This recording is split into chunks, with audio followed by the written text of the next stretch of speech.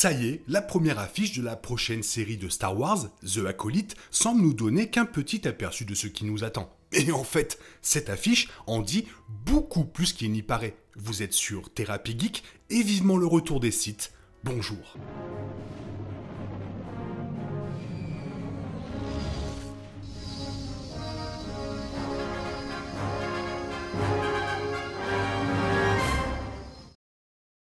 Les nouvelles infos pour The Acolyte ont fourni l'un des premiers aperçus officiels de la nouvelle série et a également donné une date de sortie officielle pour celle-ci. Auparavant, tout ce que l'on savait de The Acolyte était son casting et ses personnages, ainsi que quelques détails de l'histoire. Mais la nouvelle affiche en révèle un peu plus sur ce qui nous attend.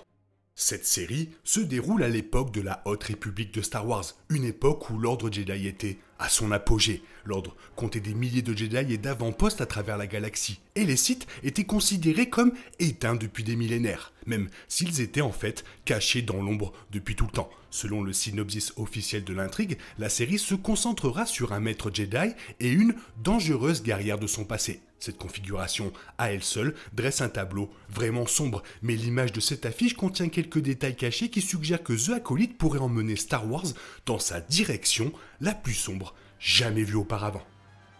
La série promet depuis longtemps d'être un épisode sombre de l'histoire plus large de Star Wars, mais la nouvelle affiche prouve qu'elle sera encore plus inquiétante qu'on ne le pensait auparavant. L'affiche présente un sabre laser couvert de sang, avec encore plus de sang sortant à la place de la lame. L'image rappelle un sabre laser rouge utilisé par les Sith, mais l'utilisation de sang est presque inconnue dans Star Wars. Il y a eu des cas, bien sûr, où du sang était montré à l'écran, mais pour la plupart, la franchise a trouvé des moyens de contourner ce phénomène.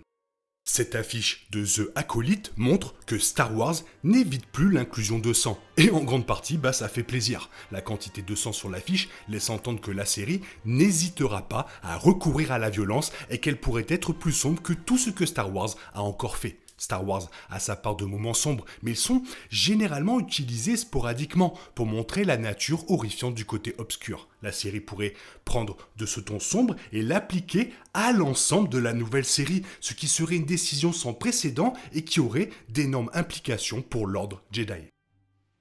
Le sabre laser présenté dans l'affiche intègre également quelques éléments visuels subtils. L'or a longtemps été associé aux Jedi de la Haute République, en raison de cette période de paix et de prospérité relative dont ils ont bénéficié. Et le rouge est une couleur Sith, bien sûr. L'affiche montre du sang rouge empiétant et recouvrant le doré du sabre laser. Cela pourrait être un indice sur le rôle des Sith dans The Acolyte, car ils pourraient essayer de réduire les Jedi et d'affaiblir leur pouvoir sur la galaxie avant les plans de Palpatine visant à les détruire complètement.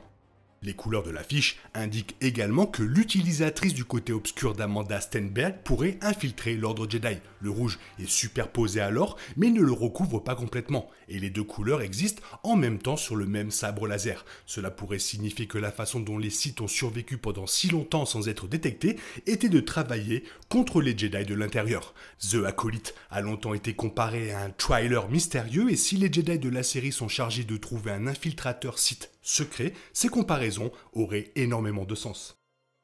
Dans l'histoire de Star Wars, tous les sabres laser sont alimentés par des cristaux Kyber, mais aucun de ces cristaux ne commence par une couleur rouge. Pour que la couleur de sabre laser préférée des Sith soit possible, ils doivent saigner le cristal Kyber. Le saignement du cristal Kyber est un processus très sombre, car il nécessite qu'un Sith verse toutes ses émotions négatives, la haine, l'envie et la fierté, par exemple, dans le cristal. Étant donné que les cristaux Kyber sont techniquement vivants, ils commencent à saigner et à devenir rouges à cause du pouvoir des émotions du côté obscur. L'ensemble du processus jette un voile sur The Acolyte.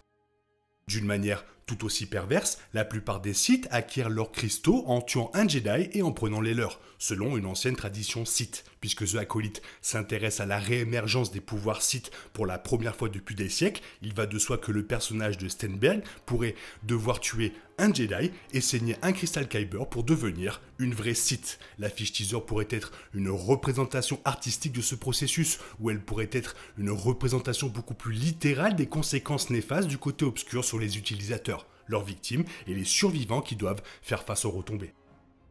Cette affiche contient également un indice sur qui pourraient être ses survivants. L'embout du sabre laser de l'affiche est extrêmement similaire à celui de Yoda, bien qu'il soit clair que les deux ne sont pas similaires et pas identiques en raison de la position des rectangles noirs sur le manche. Pourtant, cela pourrait être un indice visuel que Yoda est beaucoup plus impliqué dans The Acolyte qu'on ne le pensait auparavant. Dans l'histoire Jedi, les Padawan modélisent souvent leur propre sabre laser d'après celui de leur maître, comme Ezra. Yoda a une longue histoire de formation de Padawan en chevalier, et l'un de ses anciens élèves pourrait être au centre du processus de saignement des cristaux Kyber des deux côtés.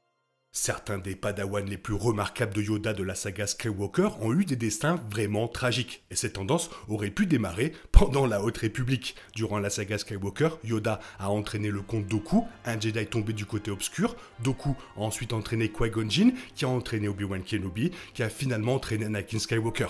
Cette lignée de Padawan établit une ligne directe et tragique entre Yoda et la destruction de l'ordre Jedi. Si un autre Padawan de Yoda ou leur Padawan est le pouvoir Sith de The Acolyte, cela serait extrêmement approprié au sort de ses élèves dans la saga Skywalker.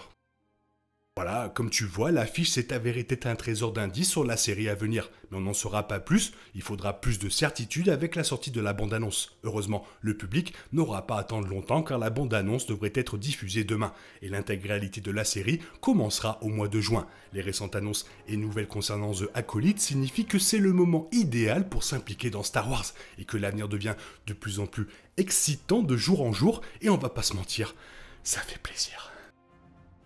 Cette série va être extrêmement importante et si elle suit finalement Andor, ça va être une pépite.